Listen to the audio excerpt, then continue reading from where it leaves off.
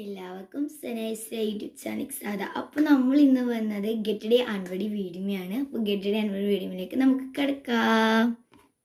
ആവശ്യമായ സാധനങ്ങൾ ഇതൊക്കെയാണ്. ഒരു കുഞ്ഞൊരു ഇറക്കിയാണ്, പിന്നെ നല്ല അടിപൊളി റിങ് ഉണ്ട്, പിന്നെ ഒരു സ്കാർഫാണ്,